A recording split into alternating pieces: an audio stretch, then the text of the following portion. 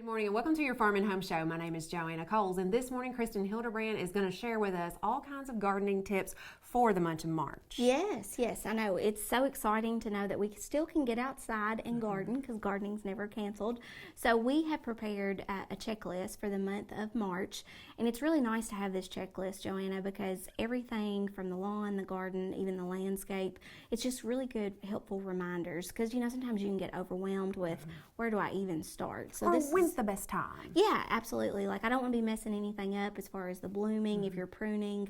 And so this is a really good, helpful recommendations on what you can do for the month of March. So what are some of the things that we need to be thinking about, especially for the gardener? Because I feel like that there's going to be a lot of people that this might be their first year gardening. Oh yes, that's a very good point that you made there. So if you're interested in gardening, we would probably tell you to start with your soil.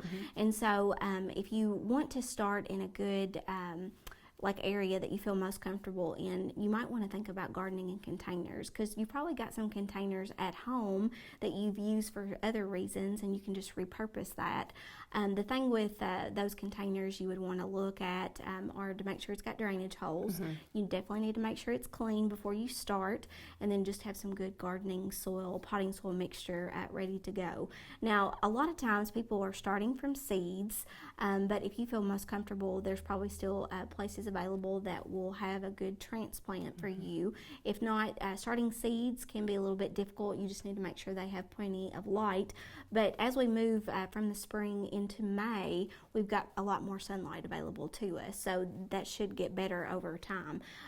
So if you're thinking about starting from seeds, we've got a home vegetable gardening guide that kind of dives more into what's required for starting seeds at home, if that's something that you would want to do.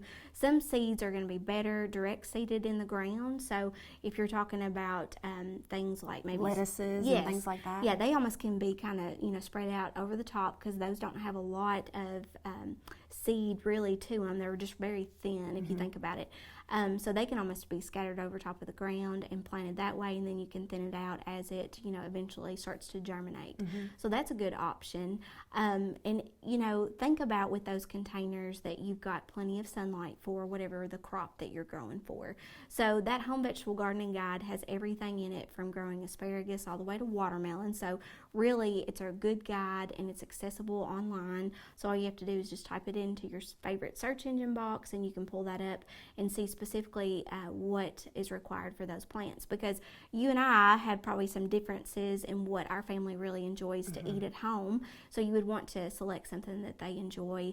And so at the end of March, it's really a good time to go ahead and begin seeding trays of like peppers and eggplant and tomatoes. Some of those summer crops. Yeah, so we're really excited about that. And a lot of people really get into those tomatoes because that's the #1 vegetable that everyone really enjoys to grow. Yeah. So not only that, with containers, maybe you want to think about raised bed gardens because that is the areas that are raised about 6 to 12 inches off the ground. Those areas do warm up. You're building the soil. Sometimes people have options on different frames that they want to select from. Most usually there's wood, or if you want to use stone, if you've got maybe some leftover stone or something around you that you can utilize that. I mean, there's just a myriad of different frames that you can build. So we have also gardening for small spaces available, and that is again accessible online. So if you have any trouble locating any of those resources, you can give us a call, contact us through our social media pages, and we can just put that right into your inbox. Absolutely. And if people don't have access to internet, we can always send that through the mail to them if they would like to still have those publications. Absolutely. So it still, can get to you just as perfectly that way too. And Kristin, what about this checklist? Can we get that to them as well? Yes.